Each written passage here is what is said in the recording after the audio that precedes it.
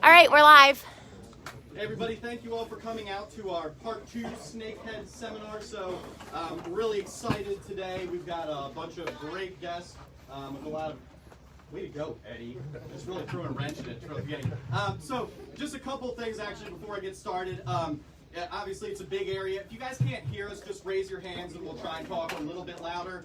We're also going to take questions after I introduce everybody at the beginning, but also all these guys are going to stick around at the end. So if you have really specific questions, you know, we'll be hanging out for a little while after this is all done. So anyway, without further ado, we have the, let me get my paper out so I don't screw up anybody's name here.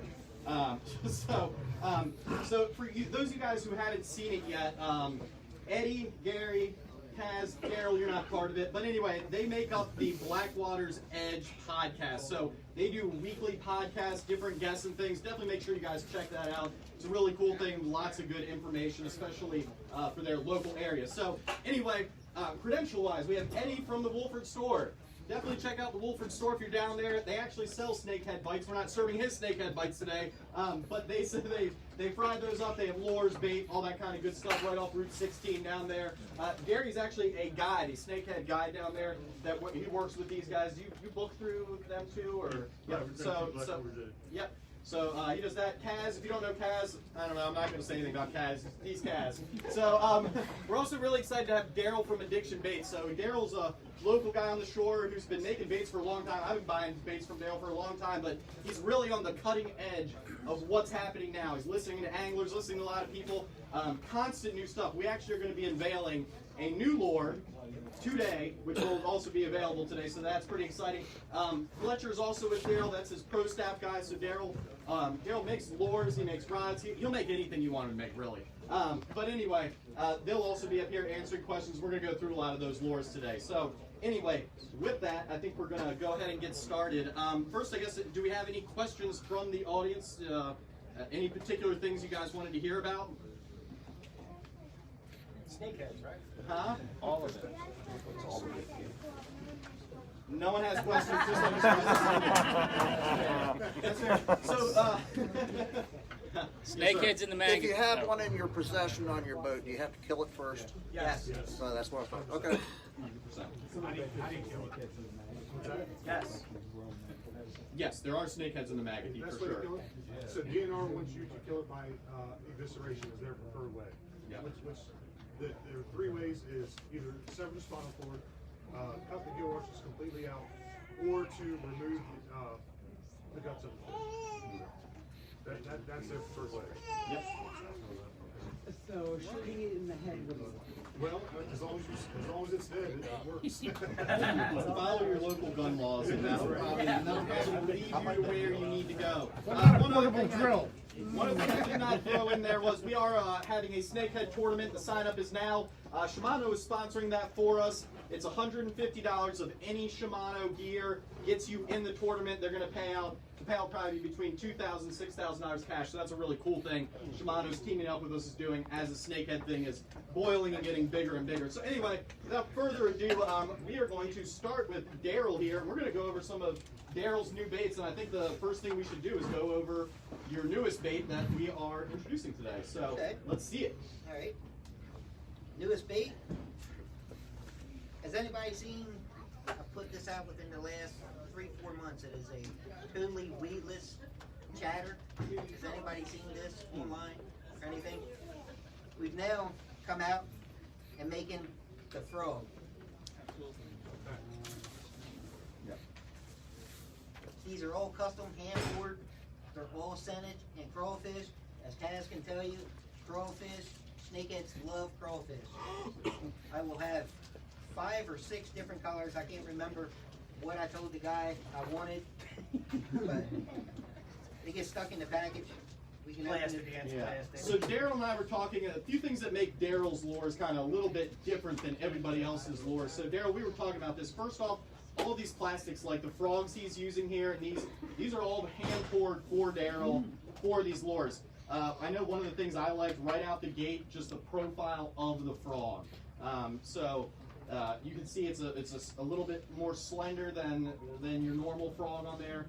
You were saying, well, why don't you talk about kind of the action and everything on that? The action on those are great. You have the two legs, they paddle in the water. You can stop it and jerk it real quick. Both the legs will flutter real fast.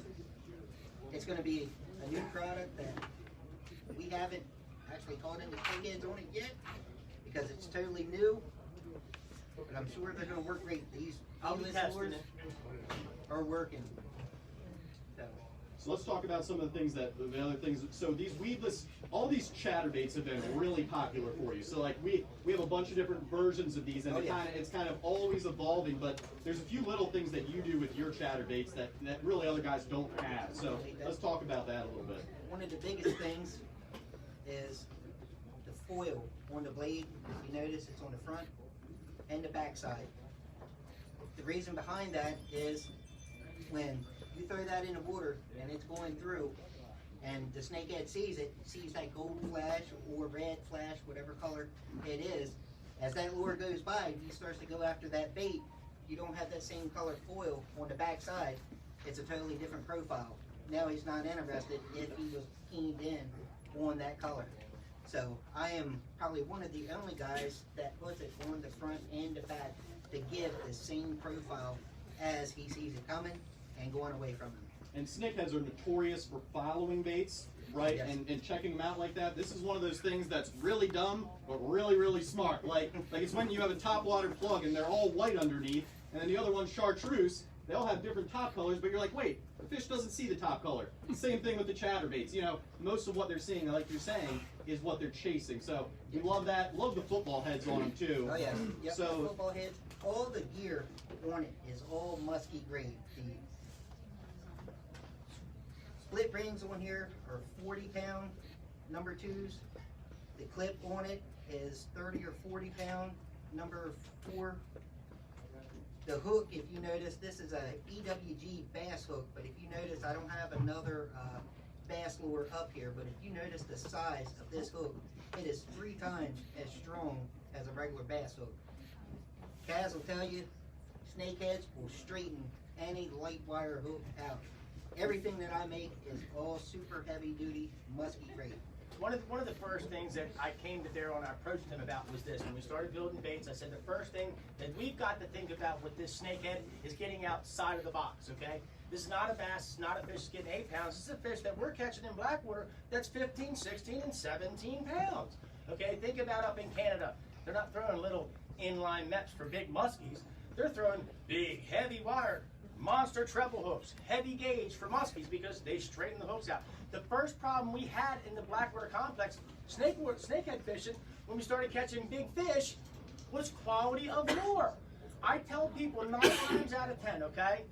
If you're going to go snakehead fishing, your standard bass tackle is just not good enough. So you've got to find somebody who's outside the box, thinking on the upgrade, and a guy like Daryl's a good guy to go talk to. He'll break it down for you. He'll tell you why the bait has to be like this for you to be successful. I think when we all venture 2 or 3 hours to catch a fish, we want to be successful. That's the most important thing. Now, we're not always successful, but I'm always going to do everything I can to make sure that I've stepped up my game and increased my chances of being successful. So let's talk about this real quick with Daryl's baits, because we talked about this actually before we came out here, and I was upset, but then I found out I did have them, so then I wasn't upset. So there is a secret to Daryl's lures. There is a trick here that is a little different than most of our normal things. So let's talk about it. Anybody that fishes down Blackwater, And it's weird too. that So. fishes quite a bit, will tell you a white lure with a red blade outcatches anything down there. So it is the red blade is, and Daryl, what did you say? What is your ratio? I would say if I was throwing the red blade, Kaz was throwing the gold, I'd probably catch 8 or 10 more fish a day than he could. And that's just And simply from having that that red on color. the tip of it. So we have no idea why, but It's blood, man. it's Snakehead's blood, not blood, it's man. scales, You know? it's blood, it's this, it's that. But that's a really key thing, because that also tells you other red spinners, things like that, tipped with red, are probably going to be better. You guys have obviously fished these baits a ton, so you know that. So Kaz, Eddie, what are your guys' favorite baits from Daryl, aside from that one? Because we can't all pick the same one. My favorite's actually this guy right here. This inline buzzer. That thing's fantastic. So for those of you guys who can't see, this is a bait that has every nicket, knack, and it's a double, triple prop bait with clacker and hook on it. What do you rig on the back of yours? Just the same kind of swim shad he's got on this guy. Same swim shad. So roughly a 4-inch swim shad on the back. So this great bait is great. I mean, look, talk about it. It's great in clean water. If you're in really grassy, weedy areas, it's not going to do too well. It works a lot better out in the open water. It just attracts so much attention. If you know that snakehead's right there, you burn it past him 3 or 4 times, get his attention, drag it by him a little bit slower, man, he hammers that thing. 9 times out of 10 hammers it. Would you say what you like the most is just the fact that it creates all that, like those double props and the clackers just create that much? It just creates so much attention around it. That's the best thing about it. Nice. What do you got for us, Kaz? So, I mean, as far as me, I'm a big chatterbait junkie, and again, I agree with Daryl. You know, colored blades sometimes outproduce just a standard silver or gold blade. The thing I like about the chatterbaits is compared to a lot of the other stuff in the market, again, it's got nice upgrades on it. So, for me, you know, I would throw something like maybe that here, and I would put maybe a 3.8 Kitech on it or something like that. Maybe a crawl trailer or something like that, especially in this color, being that it's orange. And we know that snakeheads love eating the crayfish. So if I had to pick one bait out of all the baits that I've been most successful with, I'd definitely have to say the chatterbait, but I think that's also probably a more commonly used lures than a lot of the other stuff that Daryl's making. Yeah. And now Daryl is actually making his own plastics too. So right now they're featured on his lures. Hopefully at some point they'll be packaged up too, but it's nice the way those are. I'm not making the plastics. I have a guy in Arkansas that's hand pouring all my plastics, and he is color matching them to all my lures. I'm going to show a couple of different pictures here. Real good. A couple other things we're also going to have just while we have a little break here. Daryl's going to hand out tickets at the end of this and raffle off all the lures that are up here, short of the ones I'm selling. And and also we are having a snakehead tasting, so we're going to start frying about 10-15 minutes before this ends. So definitely stick around for the end if you want to sample some fried snakehead. We'll have a ton of it, plenty for everybody. So I just want to throw that out there. Yes, sir. On the blade on the chatterbaits, are they straight or bent? And if they're They're not, straight blade. and do you see any advantage to having a slight bend in the tip of that? One of the issues with the slight bend is you got to run into the patent of the Z-Man chatterbait brand. Just like if you notice my chatterbaits, they have to have the split ring on it, because if you do direct wire to that chatter, it infringes upon Z-Man's patent on the blade. And I believe they hold the patent also on the 6-point blade and the bend to the blade. And if I can just add one thing that I can say that I've noticed a difference in a straighter blade sometimes versus the bent blade is after you've caught a few fish on a bent blade, your chatterbait will start to spin when you're reeling it. I've noticed with the flat blade, they seem to hold up just a little bit better, you know, and that's the way they're made. So if they come out of tune, you can just simply press it and you're good to go. Absolutely. So we're going to get back to some of these baits as we go and talk about some stuff, but I think we want to move on to some spots. Obviously, you guys live there, fish there all the time, so we're gonna go ahead and show people some spots, where you can fish from shore, some other spots where you can throw a kayak, a boat in, some of your guys' favorite spots out here. And before we start talking about spots, let's talk about trash. Trash is very important in all the places that we spend our time in the outdoors. If you're going to come visit in Dorchester County, please ask you that if you didn't bring your mother or your maid, please take your trash with you when you go home. Also, I'd like to mention also that if you purchase some baits from Daryl Willey on his website, Daryl, tell them what you're going to do to help us out with the Stop Bitchin' and Pitch In campaign in Dorchester County. My webpage, addictionbaits.com. If you guys purchase any snakehead baits and you're going down fish anywhere, if you want a trash bag, some rubber gloves, so you can help pick up stuff, either your stuff, other people's stuff. If you send me a message on my website as you make a purchase and say, hey, I need a couple of bags and some gloves, I'll certainly throw that stuff in for you guys. For free. Cool. And if you live in Dorchester County, come to us. We'll have them available with the store like we did last year. Yes, sir. First question. I'm first. This is my first time here, and maybe there's a lot of other people who are first time here. If you have like maybe 3 minutes or 5 minutes, like what is a snakefish? I mean, I know it is, but how big do they get? Do you fish for them like striped bass, or just kind of like how big do they get? I'm not even sure. I mean, I see pictures, but it's hard to So I tell. think what we'll do is, let's start an adventure for the day in Dorchester County, and let's lead into the size of the fish and that kind of stuff. How's that Okay. sound? All right, so is everybody ready for a tour around Dorchester County? Okay. What size hooks? What kind What of size hooks? And also what size is the frog? 3-inch, 4-inch, what? The frogs are And the between, football jig, what size is a half ounce? or the 16 football ounce? jig, I can do several sizes. I can do anywhere from an 1/8 ounce up to 7/16 of an ounce. The hooks are a 3X VMC extra strong. Oh, so BMC, great. Yes. Good. On my chatterbaits, they are all mustard, black nickel. Depending on the size, they're either 4/0, 5/0, and 6/0. Okay. All heavy duty stuff. Good. Thank you, I appreciate that. Yes, sir. Are addiction baits available in Baltimore County or the eastern side? Right now, on the western shore here, Mike at Anglers has my baits, Bay Country Crab and Supplies, all tackle, and I am in the process of talking with Fish Bones in Pasadena. I don't have anybody up around Baltimore. If you got stores up there that you would think would really want to carry my product, stop in and talk to them and tell them to reach out to me. But Daryl would really like you to just buy your baits here for the first month. Let's keep all that in mind. All right, let's see some spots here. All right, so let's take a trip around Dorchester County. Just left the Wolford store, have my breakfast sandwich. I'm gonna start my day. I come out the parking lot and I hang a left, and I'm heading down 16 to make a right on 335, and I'm heading out to Big Blackwater, right there at the big bridge. So we're gonna get there in just a split second. So here we are. So here's our big bridge. Let's put that little parking lot right there. What's that? It's down there. And Kaz, what time is Wolford open? Wolford will be 5 open o'clock. 5 o'clock in the morning. 6 days a week, and on Sundays it's 6 o'clock. All right, cool. So we've just arrived to Big Blackwater. We're here at 335. We got a little parking lot. If you look right here just before the bridge, okay, you can park there legally. If you park anywhere else on the road, you're gonna get tickets. Your car's gonna get towed. Point blank. That's the end of the discussion on that.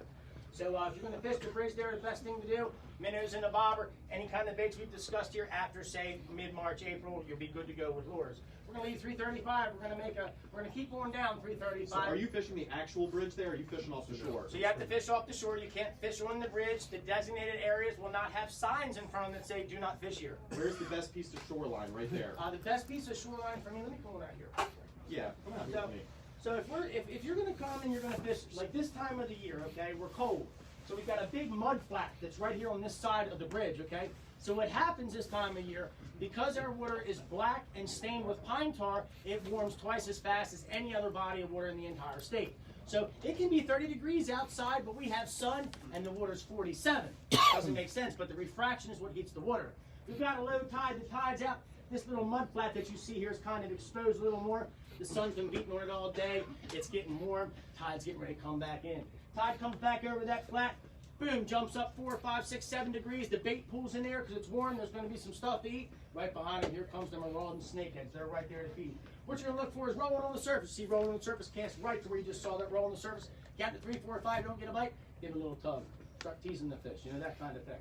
So this side is good for wintertime. If we're going to get into summertime, I like to use these corners here. There's a big flat up here that's all stump field. That's a great area also. But look, this is not the only place. The Blackwater is huge, so any place that you can get up a branch or the top of something or find some shallow water, your opportunities are going to be pretty good. Make sure you explain to them about while the fish is inside the pipe.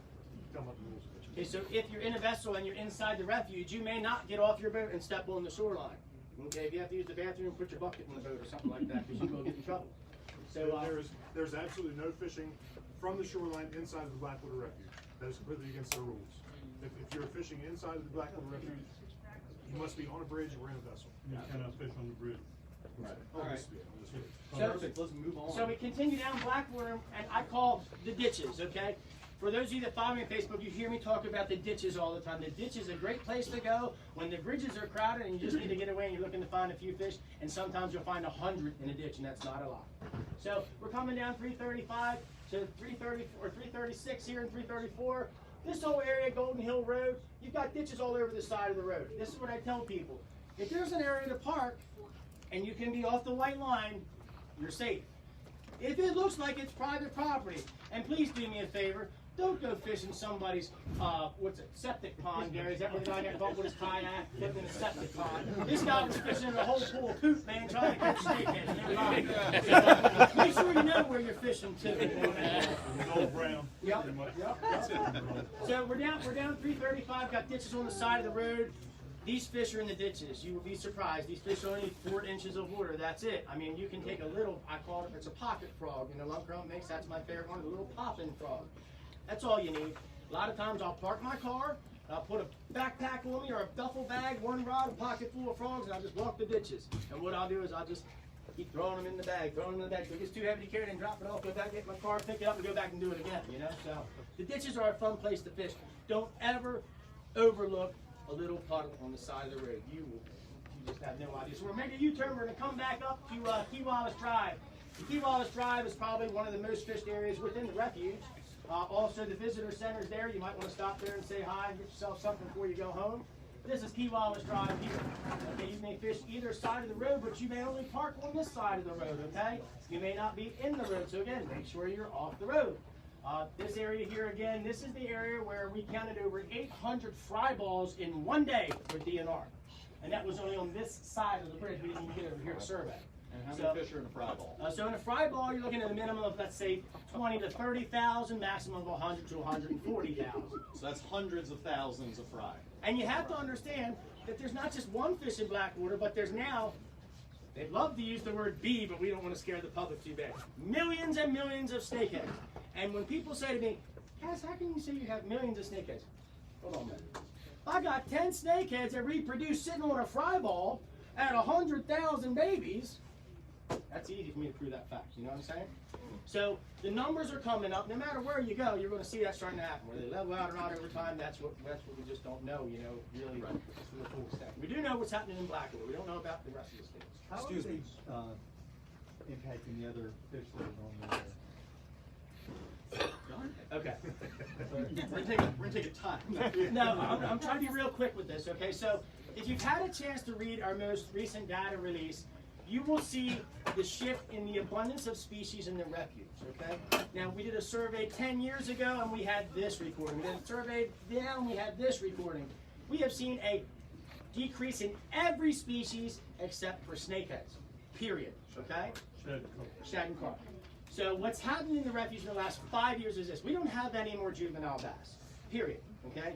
I'd like to see somebody put a picture up this year with 10 bass that big in a day, because we used to catch that every day we went fishing. We haven't done that now for 5 years. We also don't have a juvenile bass in any of our flight study for 2 years. It's the first time in the whole history of Blackwater that we did not have any largemouth bass collected as a sample in our study. So that was very alarming. What I've noticed over the years is a simple decrease in the smaller fish. Okay, also not just with the bass, but with the other panfish and the other fish that are responsible for making up the ecosystem of Blackwater. What's happened in the last 5 years is this: we've lost our bass. So most of the bass that are in our system now are this to this. And they don't have that much longer to live. Once they're gone, they're gone. That's the end of it. The snakeheads, what's happening is they've taken over the bass ground, so the bass don't have anywhere to spawn anymore. So 9 out of the 10 bass that are swimming around in Blackwater are now releasing their eggs in open water because they don't have a buck bass to make a nest for them to come in to lay their eggs. So we've lost the bass. So when we lose the bass, what happens? The bigger fish are eating now more of the smaller fish that are responsible for predation on the young that grow from the other species. What we're seeing this year is a major shift in the carp and the shad. And people say to me, well, man, you know, that's just carp, you know, they're going to ruin everything. We never had a problem with carp. We never had a problem with shad. The reason we're having this problem, the snakeheads have taken out the bass. The snakeheads have ate up all of our panfish that grow. Those panfish are responsible for eating the juveniles of the carp and the shad. That's the protein that grows our fish in Blackwater. They're not there. So now what's happening is, because we don't have the juvenile species of fish to eat the juvenile species of the carp and the shad, those numbers are now exploding. Snakeheads don't like eating carp. Yeah, if we don't like eating them as humans, we don't eat shad and carp, there's a reason. Right, so that's kind of scary to us too. You know, we're seeing these numbers of shad coming up, we're seeing these numbers of carp just booming. We're over 335 casting a rod, and for the first time in I don't know how many years, as your lure falls to the water, you can feel the fish, boom, boom, boom, boom, and it's just schools of carp laying on the bottom about this big. These fish that are this big are 5 years old. 5 years old. Now, here's a quick tip for you. If you're fishing in the Blackwater area for snakeheads and you see carp in the area, just pack up and move your spot. Yep. Carp and snakehead do not get along. We don't know why yet. We haven't figured that out quite yet, but they do not get along. When the carp come up our branches, the snakeheads leave. The tide comes You know? in, the carp come in with it, and the snakeheads literally leave. When the tide's coming out, they pass each other. These fish have learned over time that they don't want to be near a snakehead. Okay? Period. This is what you got to think about. The mother and the father guard the fry for 45 days once they've hatched. So any fish that tries to get near those babies gets a nice little bite. And if you've never seen a snakehead's mouth, there's an awful lot of teeth in there and it'll hurt you. Okay, I've been bitten, I've been hurt. So, you know, I mean, these fish learn real quick. Once they've been bit, they don't want to go near this anymore. The other thing that people aren't understanding about this fish, I don't care where you are in Maryland. In August, you're going to have water somewhere that is not conducive to any kind of livability. You know who lives there, who spawns, who thrives, and has nobody to give them a problem? Snakeheads. Because there's nothing else in that water. Snakeheads can breathe air. We've had them in a cooler, cut their neck, they're on ice, 3 days later go back out, open the cooler, and 5 of them are moving around jumping, okay? The closest thing you'll see to it is kind of like catfish are the same way. Catfish are like, you can't kill them, it's the exact same type of thing. Because they breathe air, all they have to do is keep their body moist, and they can live. So a hair dryer is a really good way to kill them. Yes. Hair dryer. Hey, we just throw a snakehead salon. I don't understand. No other fish lives in that water, and I've been in the Middle America, and it's like you won't catch anything but a snakehead. It's green. It's just it looks disgusting. Well, that's what I'm and saying. Snakeheads are in there. That's what I'm Why saying. are they in there if the bait fish aren't in there? Because they eat each I other. I haven't seen minnows or anything. Because it's flooded, or because it's just been too hot, so the bait fish can't be there, or they can't live. But the snakeheads can live because all they need is air. They can come up and breathe this air. Panfish, bluegill, when they're up in that branch, it's 97 degrees and there's no oxygen. Them bluegills, them crayfish, ain't nothing there to eat that fry. But you there is know? something there for them to eat. Frog. Yeah. You know And- what? I didn't think. And the other part, You know, in those places, one of the places I hunt is a branch there. It comes off the Blackwater River. I saw 2 bullfrogs this year and I heard 4. And usually in September when I'm up in the stand, wait for a second there, at the edge of dark, you can't hear the bugles for the bullfrog. All you hear is a couple of spring frog people. I mean, And that's it. just last night, I was not last night, night before we had a little bit of warm and I could hear a few peepers. Yeah. Night before last. and the big thing people don't know is like we think about striped bass, perch, all these tidal fish, right? That migrate, they do all these things. Snakehead are, you know, a smart fish in that way too. They don't need as much to eat. They literally will just lay there in a pile of their own mud, right? So they're not swimming downriver and upriver and fighting tides. They know if they're not eating, they just won't move. They'll just wait. So that's the other side of it where, you know, for them to starve out would take a really, really, really, really long time. So we have some real quick, we have some in tanks that we've had that have not ate in 6 months that are still alive. So, okay, so we're going to shoot across Greenbrier Road, and we're going to come up Bucktown Road here, and we're going to make a right on DeCourcy Bridge Road. If you've ever been to Dorchester County, I'm sure you've been to DeCourcy Bridge Road. That's where Big Liz is originally from. If you don't know who Big Liz is, Google that.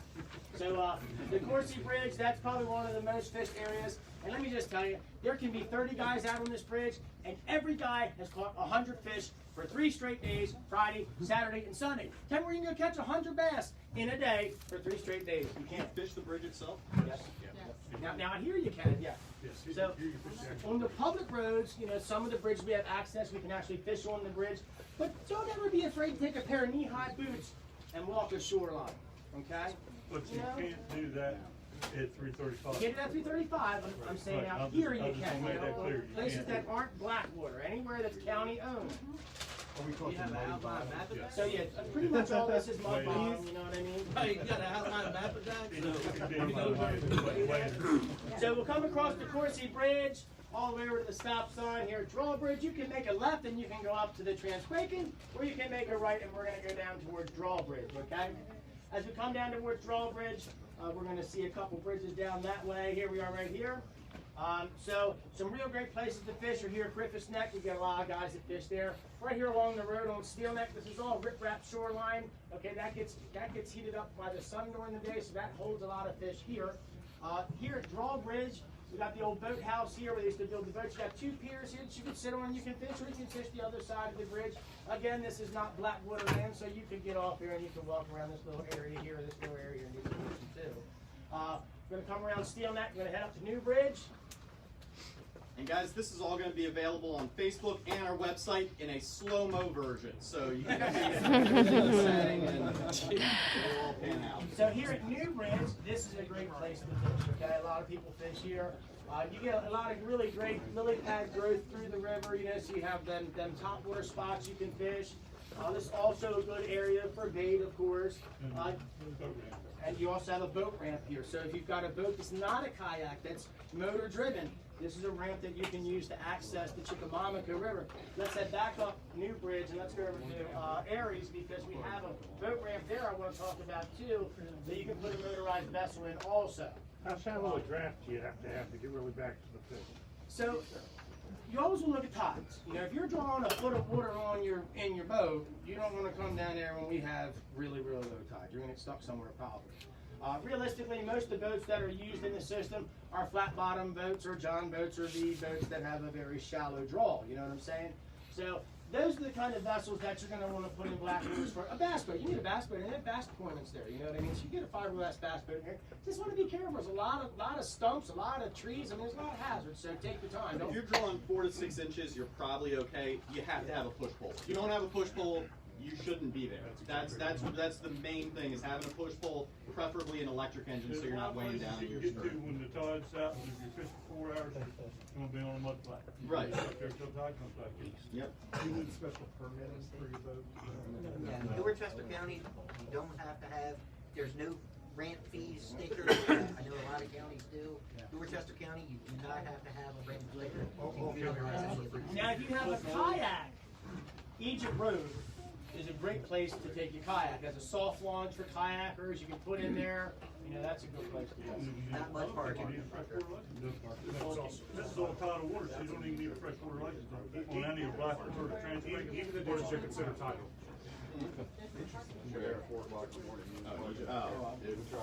Yeah. Oh my, in the back of that long lane? Oh, well, no, about 3,000 point turn to get around there. Don't be in it. So that's pretty much an overlay of Dorchester County and the most, let's say, known fishing spots. You know, here's what I tell people. See this thing called Google Maps? You can find your own little honey hole. If you just take 5 minutes and look at Google Maps and find yourself a ditch somewhere on the side of the road with some deep water that connects any of these rivers. Chris, time of year, you haven't mentioned time of year, any spots better than others, or when's the best time to fish for you? Okay, so of course, snakeheads like warmer water. We catch them all year round because, like any other fish, they have to eat, okay? So, like this week that's coming up, we're seeing temperatures coming in the 60s this week. You want to get there this week. I think this is going to be the week that we see the first 100 fish coolers start to hit the decks, okay?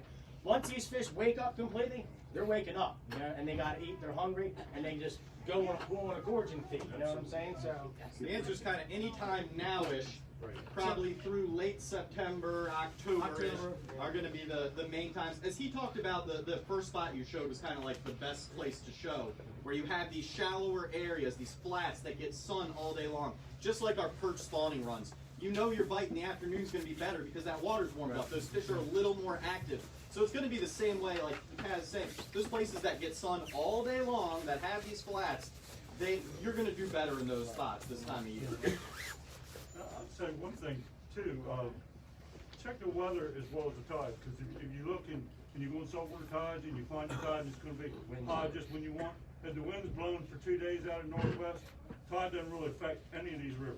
That's More true. so the Transquake and Chickamauga, a little bit, Blackwater River, you can, well, even this summer when we had the super high tides and the wind's blowing the wrong way, it'll blow it out. Yeah. Easy thing to do there too is when we have these winds like that, so easy to just go on Facebook or make a phone call and just say, hey, what's happening down there? Because if there's, you know, like we all know how it works. Like we get blown out up here too, and so it says it's a high tide, but it's been blowing out of the north, so there's no water anywhere. So it's almost as easy to just reach out to somebody if you can't figure it out by just looking at the winds, and just call down and say, what are the tides doing? Sometimes two tides can be weird, where they're just running 2 hours behind or 2 hours ahead for no real apparent reason. So a lot of times having someone like these guys that you can message or something in the know, that plays a big role, because we haven't started talking about tides a lot, but we just talked about how high tide, you may need to get boats in the water, but we all know we don't really like snakehead fishing on high tides. No. So, you know, there is that in between. I know I push a flat bottom boat in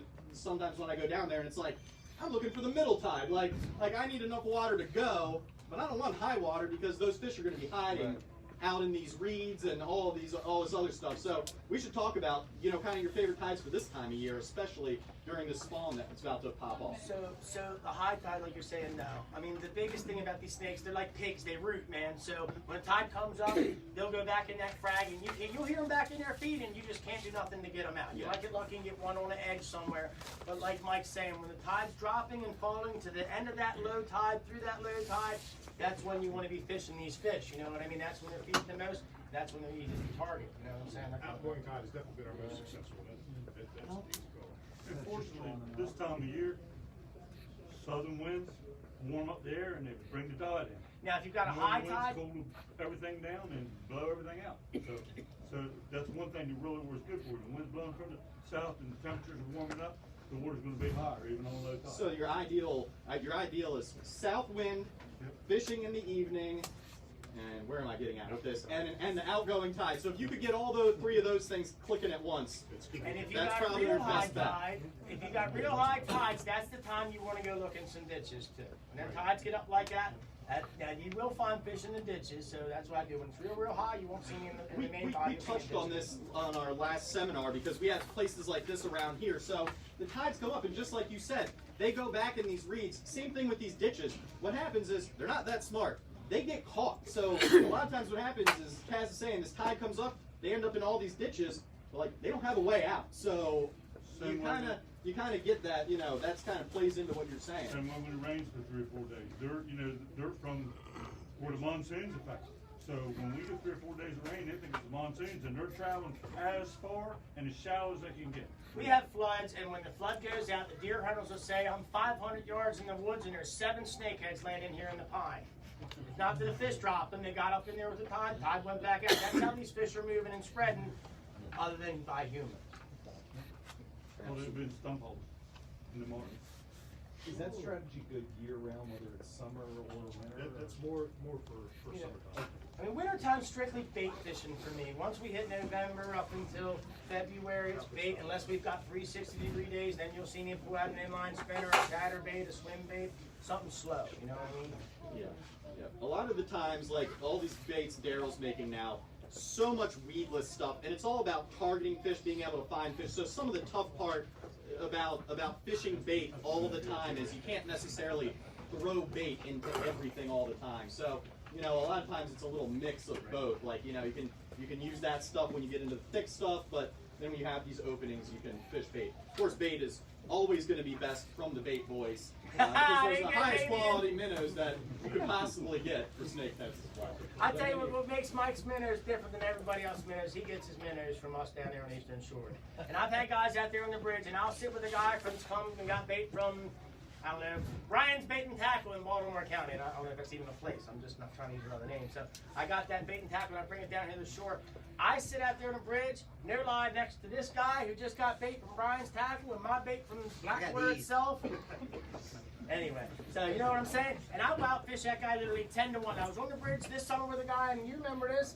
Guy looked at me and says, I don't get it, Kaz. I'm right next to your bobber. I said, yeah, you're about right in the hole, bro. That's right. He says, but I'm not getting any. I said, well, you shouldn't be getting any because you're trespassing and your bait ain't no good. He said, what do you mean my bait ain't no good? I said, give me your minnow. He gave it to me, and I squeezed it in my hand. I said, smell your minnow. He smelled it. He says, yeah, it smells like fresh fish. I said, yeah, here. smell my menu. He goes, oh my God, dude, that smells like methane mud. So I don't know if that's the difference of why our bait works so good. But, you know, if I was living in Italy and eating pizza there and got a liking for their pizza and came over here and didn't like your pizza, I'd probably take my behind back to Italy to get me the pizza I wanted. You know what I'm saying? So make sure you get your Snakehead destroyers from Mike. That was a great plug, too, by the way. I'm pretty good at that. I would like to talk about kind of like, because we are on this spawn and we are talking about different stuff, so we're talking about this afternoon fishing, which of course, once the water warms up, it's not as necessary and things like that. So what are your guys' favorite lures to throw out this time of year, you know? Like, or just in general, you know? Like, When the fish start moving this time of year, that's exactly right, swim baits. And when you're in the Blackwater system, try to go as weedless as possible.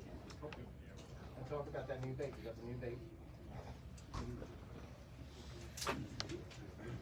Why is pulling that bait? I got a question. You said they're in the magazine, right? Yeah. They're also in the Blackwater and they're up northeast. Like, what do they prefer? Like freshwater, salinity? Like, what's the? See, here's what I try to tell people. Every river system, I don't care where you go, is going to have a mini Blackwater in it, and that's where they're going to have their nursery, okay? You go into Joppa Town, you've got the quarry, you got Dave's Cave. You go into the Bush River, you've got all the places around Aberdeen Proving Ground. So, you know, those are the places you want to look at, like in the magazine. Look for places where, you know, it might be a little shallow, or, you know, look for those when you see something in Blackwater, if you see it somewhere else, that's what you're looking for. You know what I'm saying? as Kaz said earlier, it's like all the places that no other fish will live and everything, so all the places you never fish, that's where they are. And that's kind of the interesting part of it. Like, they've been in the Magadi for a couple of years in Severn River, but like very little fish because you just don't fish those areas. Those are the areas you specifically don't fish. And it's kind of, and it's the same thing down there or everywhere. So anyway, back to what you were saying. So before the topwater bite really starts, you really want to stick with the subsurface baits, your chatter baits, your swim baits specifically. This swim bait is fantastic. It's made by Hyperlastic. It's got the spinner on the tail of it, and it is weedless. Weedless is really what you want in the Blackwater system. There's a lot of trash in the system, a lot of stumps, a lot of weeds. You really need those weedless baits in the system. See that? See how good that bait is? That's a great That's swim what you want for snakeheads, because they will destroy rubber. Yeah, so that's like TP plastic on those with the spinners. I think those are newer to the market too. But and MEPs work really well if you find an area where there's not a lot of trash in the water, where there's trouble. It's really hooked a lot of pond bait. So if you can find a clear area, the MEP spinners work really well. Before, and then, like I said, all that's before the topwater bite really kicks in. The bigger the better? Well, that's still up for debate. I prefer, for MEPs, I prefer like a 3 or 4. Okay. So, when it's warmer, I'll usually go 5. And like I said, it's hard to find a clear spot in the Blackwater area because there's a lot of weeds, a lot of stumps. on the plastics, you're pretty much fishing like 4 or 5-ish Exactly. baits for the most part. 3, 4, 5 inch baits. Yeah. Exactly. How about you, Gary? Well, same thing. I mainly fish topwater. Oh, okay. I've been using some bait here lately. Gary likes it warm. I like it warm. I hunt when it's cold. But same thing, swim baits, chatter baits, what you can do with chatter bait when you're reeling in, you can hold your rod up high and crank slow. So then it'll kind of flutter and it doesn't sink down on it. There's a lot of places where I fish, it's on 8-10 inches of water at the most. And then as soon as the grass starts growing, duckweed starts middle of May, by June, everything's top buzz baits or trolls. I was gonna say, so on your top, you prefer top water, right? Oh, So yeah. we basically have like our frog baits, our regular toppers, and then we have all these prop type baits. What do you prefer of the 3? Buzz bait's my favorite. Buzz baits by far. Absolutely. We have a lot of wood duck boxes in the water, and in May, it's when all the wood ducks come off their boxes. You can go to any wood duck box out in the river, cast just on the other side of it, pull that buzz bait across top, and you're gonna get a hit. Yeah, so if you guys don't, It's gonna be another. if you guys don't know, wood duck boxes are kind of all over the place, but they're very easy to recognize. They're all about yay big, They're made out of little, cedar, Johnny. little hole, little thing that looks like it's meant to keep squirrels off, and you'll see them everywhere. But like he's saying, that's actually a really good tidbit that, you know. It's not good if you're a wood duck. But it's great for fishing. Well, you're actually doing too, because you're kind of saving the wood ducks as you take the snakehead away from. In the same way, when I'm on the shoreline, especially in Transquake and check the Comco, there's just little holes along the edge. And they're very similar like prickle. You see, when I use prickle fish, they find a little hole, but the water's going by fast. Snakeheads don't need that. They'll find that hole, and and they'll just lay there. And if you catch one off up today, there's gonna be another one there tomorrow. There's just certain places that they like, it's their ambush. So you guys really feel like they fill the like, We know that. it's kind of like an empty house. Like, no one's living here, I'm gonna live here now. There are very, there's very specific ambush points, and once you find them, you'll know exactly what we're talking about, because as soon as you pull that fish out of there, it's not even 2 minutes later, there's another snakehead right in that same hole. And then once you find them, you're all over it. I've had days literally where I've caught 50, 60, 70 fish off the same log by simply catch one, give it 5 minutes. Go back, catch one, give it 5 minutes. Yes, sir. Yeah, you mentioned it, you catch them in 8 to 10 inches of water. I mean, that's pretty shoal. I mean, how low will you fish? I mean, 4 inches? So if I'm in 8 to 10 inches of water, I'm using probably a surface lure like a frog or something like that, because that's why they're up in that shallow water. They're rooting for frogs or rooting for crayfish, rooting for something. But I mean, if they can swim in it, they can live in it, you can fish it. They'll swim with their back fin out of the water. Yeah. The thing is, it's shallow. The first biologist from DNR that I took down there, Jim Thompson, okay, we fished the ditches. When we got done, he looked me right in the eye and he says, we have a big problem. Because we were fishing ditches this deep and catching snakeheads like this. He didn't believe me until he came down. Nobody believed me until they came down. Everybody thought I'd lost my mind, was making up stories. Yeah. That's why you'll see all this stuff rigged weedless, because even these plastics that the paddletail's meant to swim on the water, you can swim them on the top. We do tons of these with no weights, no heads, no chatterbaits, and it's not even meant to be a subsurface bait. It's just meant to paddle across the top. So that is kind of the wonderful part of the weedless rig itself and those plastics. And when they're with fry, if you disturb that fry ball, if you cast on the outside of it, doesn't matter. You can have a Coke can on the end of your line. When you bring it to that fry ball goes swing, they're going to hit it. But they're smart enough. They hit it one time. Sir. They're not going to hit that the next time. Best thing you can do is either change your tactic of how you're drawing your lure or get something else, because they're smart enough to figure it out. They know colors and they know lures. What is a fry ball? Fry ball is their eggs. When they lay their eggs hatch in 2 weeks. 10 to 40,000 or more eggs. The parents stay with them. They swim a circle. The fry, if you've ever seen small alewife, when they're bunkers, when they're swimming, they swim in a circle. These fry do the same thing, except they're on top of the water and they're blowing bubbles. When you get close to them, it looks like little soap bubbles, but it's just air bubbles that they're blowing. The parents encircle them. They just, when the fry's moving, the parents are just like this, following them around. And before I forget this, the biggest key to success in snakehead fishing, I call the burp. Okay? When we're bait fishing and we get hit and the bobber goes down, if I don't see bubbles come up, once that bait goes down, I don't touch and I don't set the hook, period. 9 times out of 10 guys that are coming down there call me and say, man, I had 27 bites today. I missed every single one of them. I knew it was a snakehead because when I set the hook, he came up and went sideways. When that fish decides he wants to eat the food and he's hungry and he swallows, he belches all the air in his air bladder, he or she, whatever it is. So that's how you know the fish has the bait in its mouth. When I'm throwing a frog and I'm popping a frog across the surface and it goes down, I don't set the hook.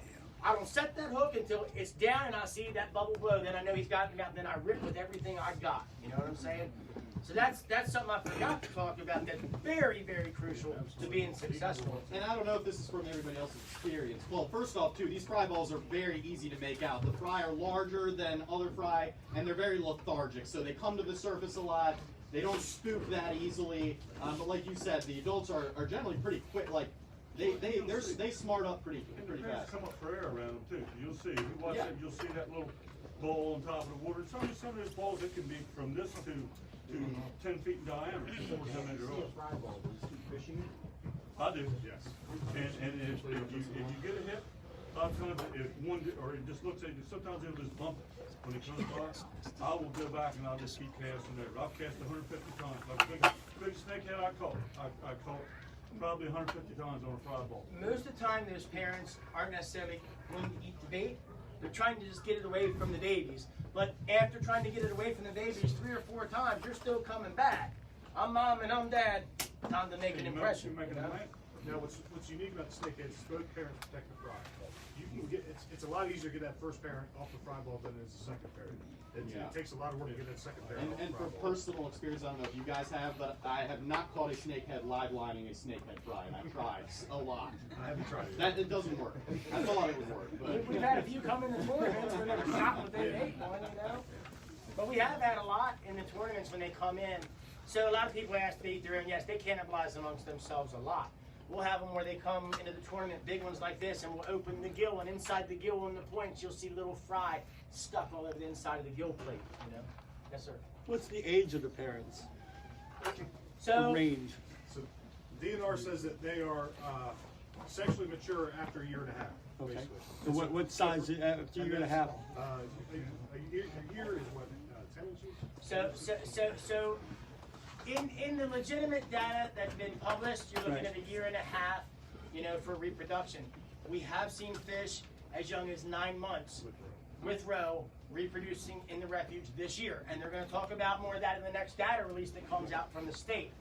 So a lot of these fish are adjusting to the environment they've been introduced to, and they are adapting. Where 10 years ago when I first caught them, I never caught anything in the winter. You know, about year 5, I caught my first one in 34-degree water with ice on the edges. So I knew it was possible to catch them in the winter and they ate year-round. So as far as the growth rate, we know in a year's time for sure these fish are getting about anywhere from 10 to 14 inches in a year. Right. Now you got to think about a bluegill. That's a bluegill in a year. That's a crappie in a year. That's a shad in a year. That's a bass in a year.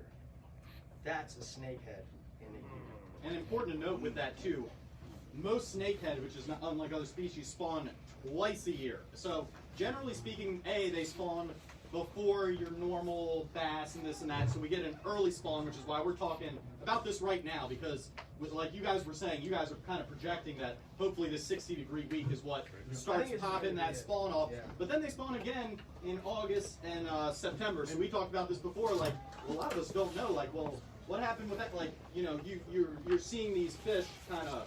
It's also important to note with their spawn, they don't all spawn at the same time. So there's really windows of spawning where you can get groups where right in the Transquaking where all the snakeheads are spawning. But the Chick McConaughey, they're not spawning yet, so you can really hit them hard in this area. So good. And one of the biggest things that we saw in the last couple of years is we're seeing 2-month-old fish in January and February. So now we're trying to find out, are we seeing where it's documented 2 spawns a year, are we seeing more than 2 spawns a year because our snakeheads wake up much earlier than most other places in the state?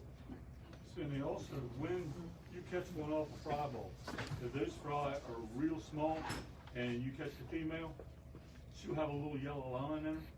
But if you catch them when this fry ball are a week and a half old, she's already developing roe. About 45 days, The mother. she's ready to breed again. Wow. So that's why we're thinking in the complex we're seeing more than 2 for sure.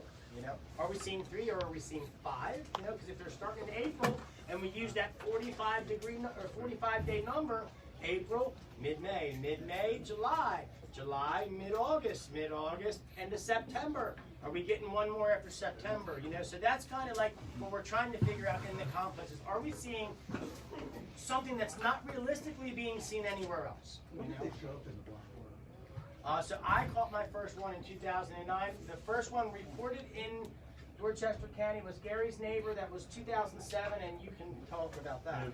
Fella, It was a big fish. a mile from my road, or from my house, there's an intersection, and it's a little bit there. It's, well, it never gets as deep as the table. It's literally a foot of water in there, and it's just, and that's rainwater. Guy caught one in a turtle trap, 8 pounds.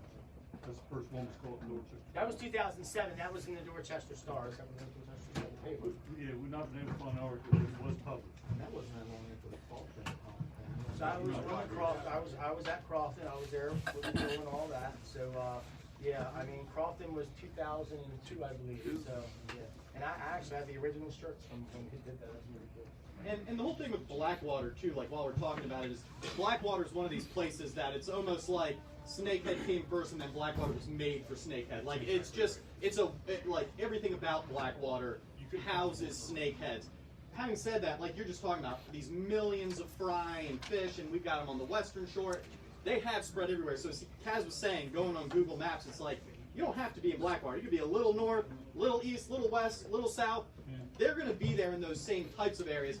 Maybe there's not as much of the marsh, and maybe you can't stop off at every ditch and bridge because of depth, this and that, but you are going to be able to find them in most places now because they have just spread. It just so happens that Blackwater is like the hub, and it probably always will be just because of the way it's set up. I mean, It's an ideal environment. exactly. I told a guy that asked me in one of the interviews, he said, describe Blackwater for Snakehead. I said, well, it's not the best. It's not the most convenient. It's just perfect. It's just perfect for what they want to do.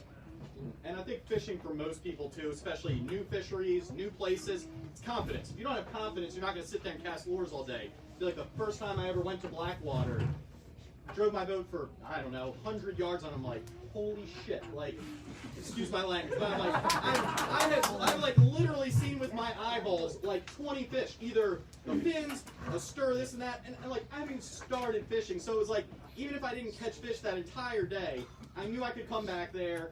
I knew it was either just a matter of figuring out the lures or, the right tide or this and that. So I think that's another nice part about Blackwater and fishing this kind of fish that is really just that visible is you should get that confidence. Most places you go to, short of a real high tide, you're gonna see something, and you're gonna have that confidence, and you'll be able to figure it out. And I tell guys, if you fished all day and didn't get nothing out of it, they didn't bring anything to put in it. You know what I mean? And the good thing about Blackwater is if you don't catch fish, you're going to get to see some of the most amazing wildlife that you've ever seen. Any of the boat ramps down there have hard ramps or are all soft ramps?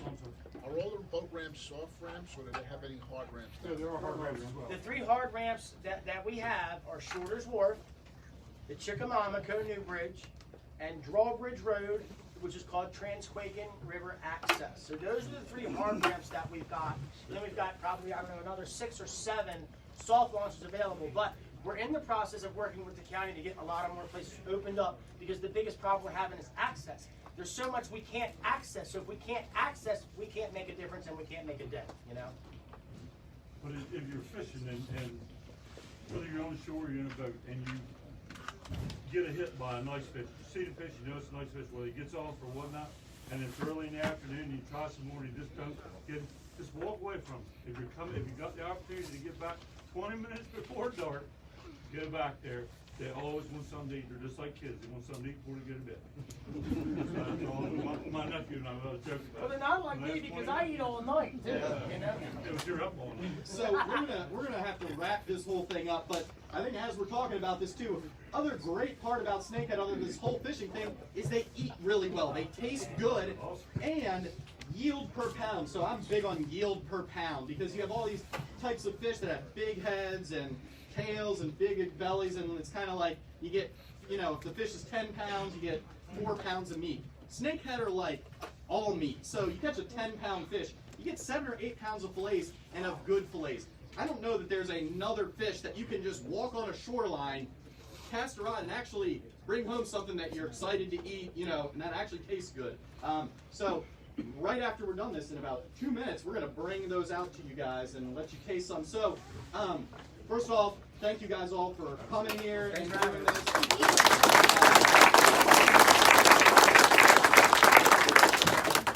And guys, I wanted to say one thing real quick. If anybody's interested in these totally new frogs, Mike has 36 of them hiding here somewhere today if you guys do want to purchase them. This is the only store that has them right now. They are totally new. How many you got? So real quick, Daryl, if you guys want a ticket to get some of these, he's going to hand out tickets, and we're just going to raffle off his lures. So if you want, come up here. These guys are also going to be hanging out here, answering questions. They'll walk around the store with you, selling tons of stuff, all that kind of good stuff. Anyway, thank you guys all for coming out. Thank you.